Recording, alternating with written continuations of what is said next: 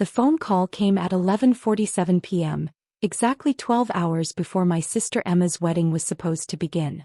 I was in my penthouse office, reviewing quarterly reports for my hospitality empire when Mom's name flashed on my screen. "Sarah, we need to talk," she said without any greeting, her voice carrying that familiar tone of disappointment I'd grown accustomed to over the years. "What's wrong, Mom?"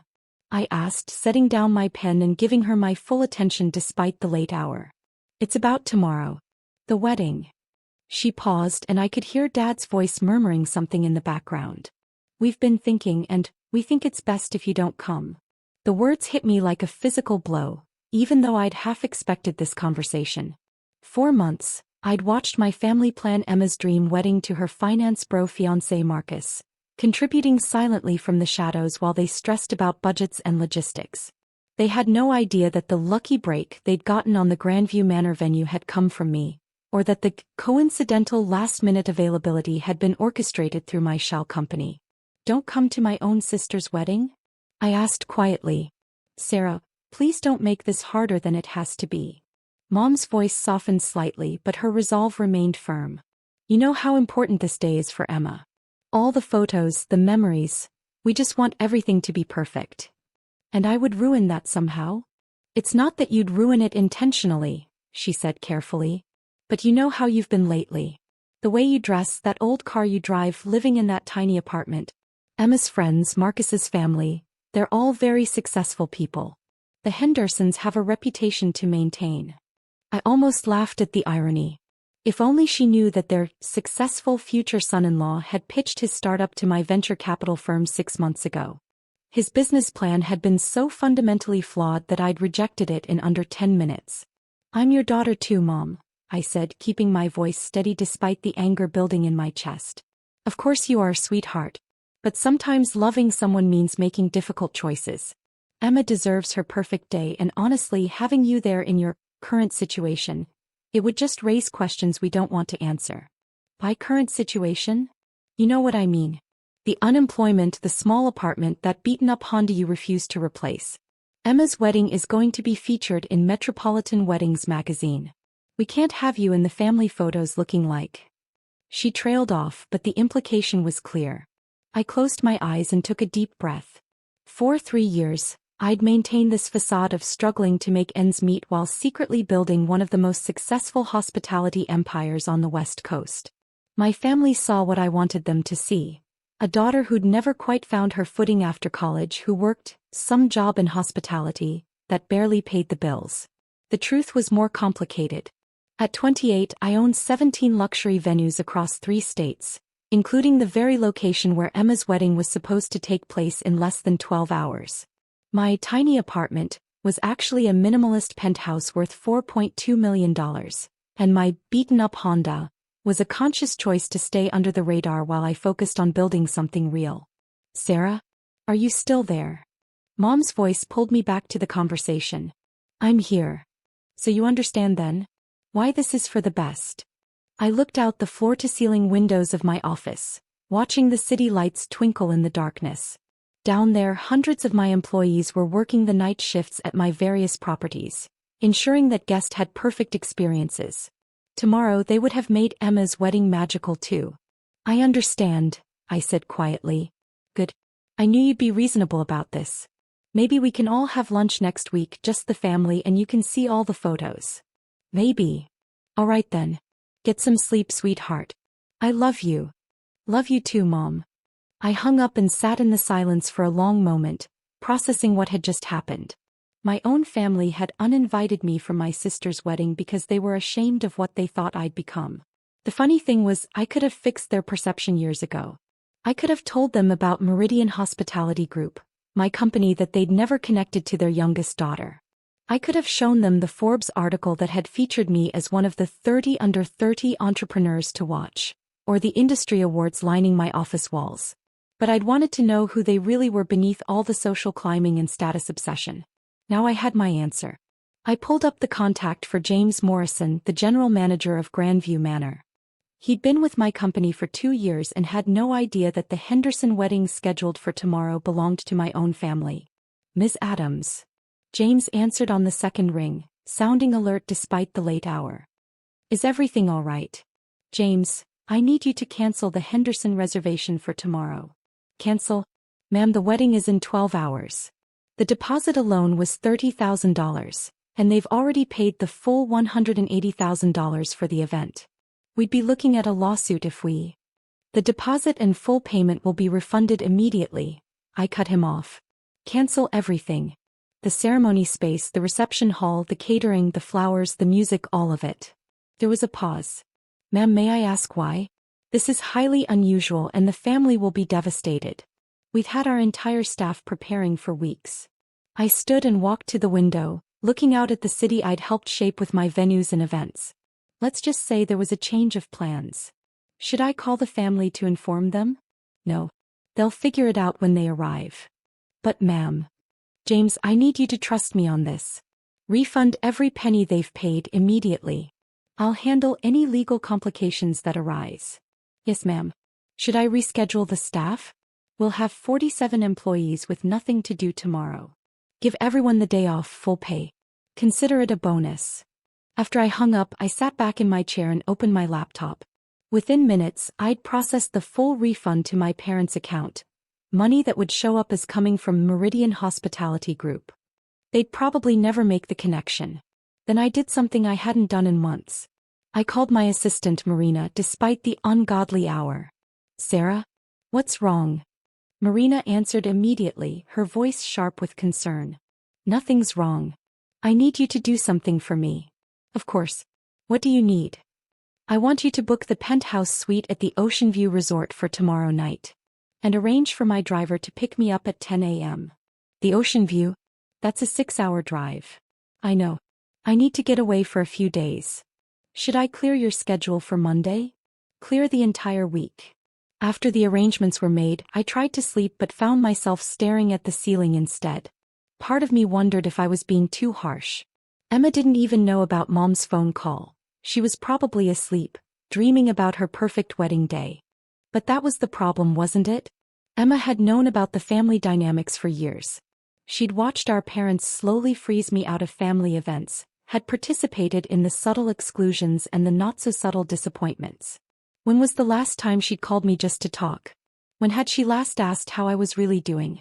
The answer was never, because they were all too caught up in their own version of success to notice that I'd quietly surpassed every single one of their achievements. My phone buzzed at 6:23 a.m. with a text from Emma. So excited for today. Can't wait to see everyone at the venue. I stared at the message for a long time before responding. I hope your day is everything you deserve.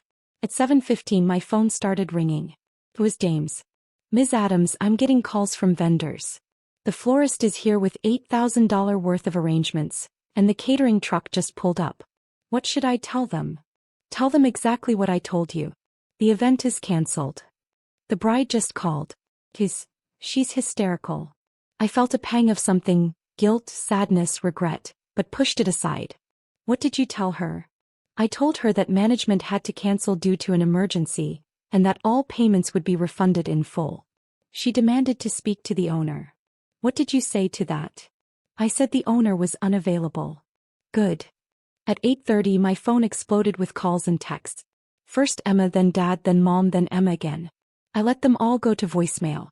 The messages were predictably dramatic. Emma, Sarah, please call me back. The venue canceled our wedding. Everything is ruined. We don't know what to do. Dad, some kind of emergency at the venue. They won't tell us what happened. Can you believe this? On Emma's wedding day. Mom, the venue refunded everything but won't explain why. We're trying to find somewhere else but everywhere is booked. This is a nightmare. By 10 a.m. I was in the back of my black Mercedes heading north toward the coast. My driver Thomas caught my eye in the rearview mirror. Rough morning, Ms. Adams? You could say that. Family troubles? I'd worked with Thomas for 2 years and he'd become more than just a driver. He was discreet, professional, and had an uncanny ability to read situations. Something like that. For what it's worth, he said carefully, family can be complicated. But they usually come around when they realize what they've lost. We drove in comfortable silence for a while as I watched the familiar landscape give way to rolling hills and eventually the coastline. My phone continued to buzz with increasingly frantic messages. At 11:45, I finally listened to one of Emma's voicemails. Sarah, I don't know if you've heard, but our venue canceled this morning with no explanation. We're trying to find somewhere else, but Saturday bookings are impossible. Marcus's family is flying in from New York and we have 150 guests. I need my sister right now. Can you please call me back? The desperation in her voice almost broke my resolve. Almost. At 12:30, Dad left a message that made me pull over at a scenic overlook. Sarah, I know we haven't always. I know things have been strained between us.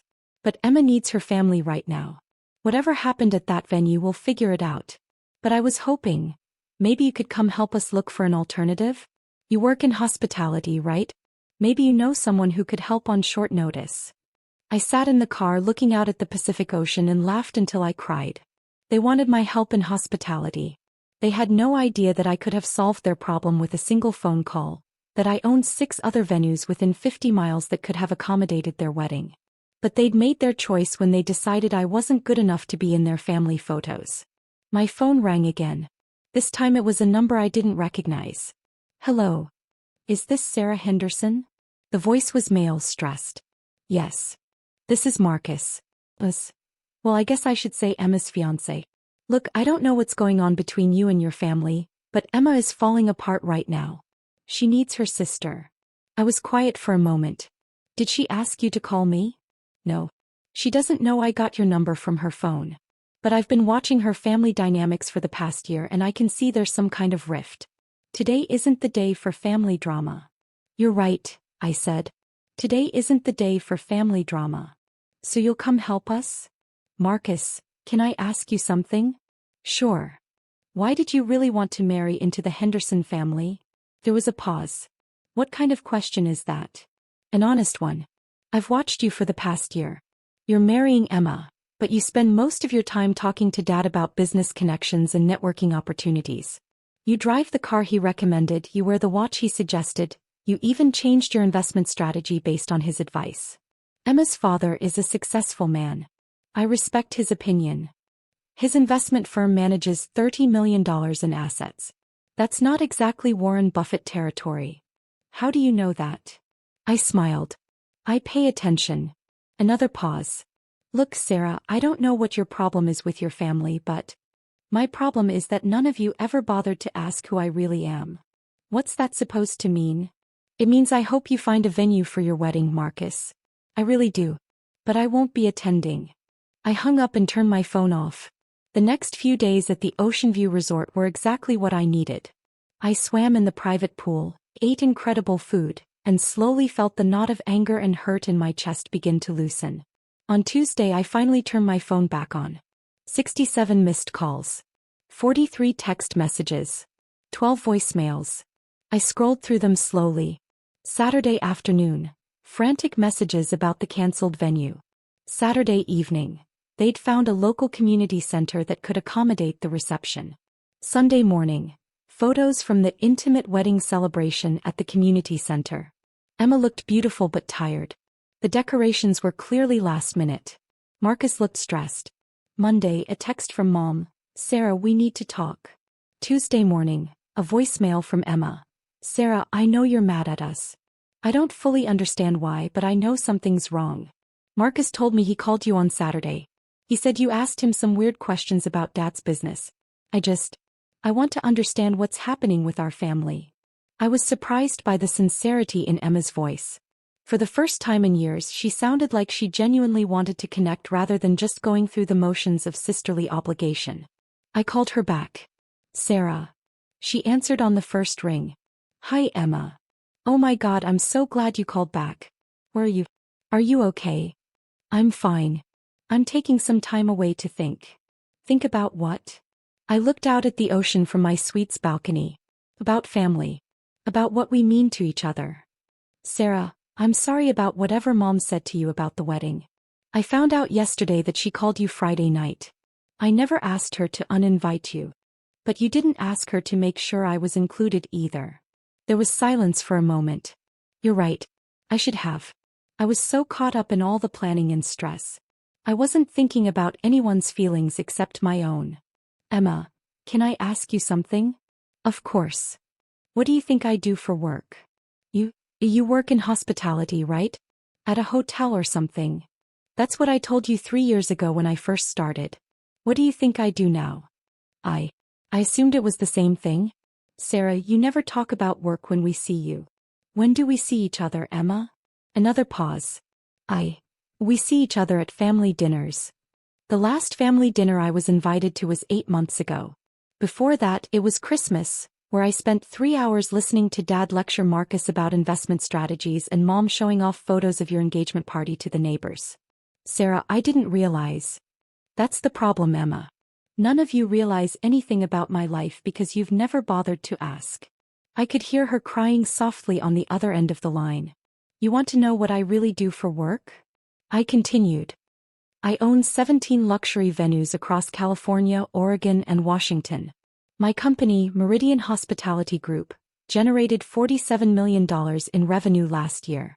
The venue that canceled your wedding? That was mine. What? Grandview Manor. I own it. I own the place where you were supposed to get married. That's impossible. Is it? Have you ever asked me about my life? My goals? My dreams? Have you ever wondered how I afford to live in downtown San Francisco on a hotel worker's salary? We thought you had roommates. I live alone in a penthouse that's worth more than Dad's entire investment portfolio. I could hear her breathing heavily on the other end. Emma, I canceled your wedding venue because Mom called me at midnight and told me not to come because I would ruin your photos. Because apparently, I'm too much of an embarrassment to be seen with the Henderson family. Oh my God, Sarah. I had no idea she said that to you. But here's what really hurts, Emma. It's not that she said it. It's that none of you would have noticed if I hadn't been there. When was the last time you called me just to talk? When was the last time you asked how I was really doing? She was quiet for a long time. You're right, she finally whispered. I've been a terrible sister. You haven't been terrible. You've been absent. Is that why you canceled our venue? To punish us? I considered the question carefully. I canceled it because I realized that you all made a decision about who I am and what I'm worth without ever bothering to find out the truth. And I decided I didn't want to be part of a family that sees me as a liability. Sarah, please. I want to fix this. I want to understand who you really are. Do you? Yes. God, yes. I've been so caught up in my own life, in what Mom and Dad expected from me, in trying to impress Marcus's family. I forgot what actually matters. I felt something shift in my chest. This was the conversation I'd been waiting 3 years to have. Emma, I never wanted to hide my success from you. But I needed to know that you'd love me even if I was actually the person Mom and Dad thought I was. Of course I would love you. You're my sister. Are you sure? Because for the past 3 years, you've all treated me like I was a disappointment. Like I was someone to be managed and handled rather than included and celebrated. We thought we were being supportive. You thought you were being tolerant. I could hear her crying again. Sarah, will you come home? Can we start over? I looked out at the ocean, feeling the sun warm on my face. Well, come home, Emma. But things are going to be different. How? Well, for starters, Sunday family dinners are now at my place. And Emma? Yeah. Bring your appetite. I have an incredible chef. When I returned to San Francisco the following Saturday, I found my family waiting in my building's lobby. All of them, Mom, Dad, Emma, and even Marcus. They looked small and uncertain in the soaring marble space, clearly intimidated by the obvious wealth surrounding them. How long have you lived here? Dad asked quietly as we rode up in the private elevator to my penthouse. 2 years. And we never knew? You never asked. When the elevator doors opened directly into my living space, revealing the floor-to-ceiling windows and the million-dollar view of the bay, Mom actually gasped. Sarah, she whispered. What have we done? I looked at my family, really looked at them, for the first time in years. They weren't bad people. They were just people who'd gotten caught up in their own version of success, their own fears about social status and appearances. You made assumptions, I said simply. And I let you because I wanted to see who you really were. And? Dad asked, his voice smaller than I'd ever heard it. You're my family, I said. And family means we get to start over as many times as it takes. Emma stepped forward and wrapped her arms around me in a hug that felt more real than any interaction we'd had in years. "I'm sorry," she whispered. "I'm so sorry I didn't see you. I'm sorry I didn't let myself be seen," I whispered back. Over dinner that night, prepared by my chef in the kitchen they didn't know I had, we talked more honestly than we had in years. I told them about building my business, about the long hours and the risks and the dreams that had driven me. They told me about their fears, their insecurities, their own struggles with feeling successful enough. "I want to understand your business," Dad said over dessert. "Will you teach me?" "I want to work for you," Emma said suddenly. "If you'll have me. I have a degree in event planning that I've never used because I was too busy trying to be what everyone else wanted me to be." I looked around the table at these people I'd loved and resented and missed and feared disappointing. "Sunday dinners," I said. "Every week. Here. We rebuild this family one conversation at a time." "And Emma?" "Yeah. You start Monday." As I watched my family begin to see me, really see me, for the first time I realized that sometimes the greatest success isn't building an empire. Sometimes it's building a bridge back to the people who matter most, even when they've forgotten how to cross it themselves. The wedding venue cancellation had cost them one perfect day. But it had given us something more valuable, a chance to be a real family again.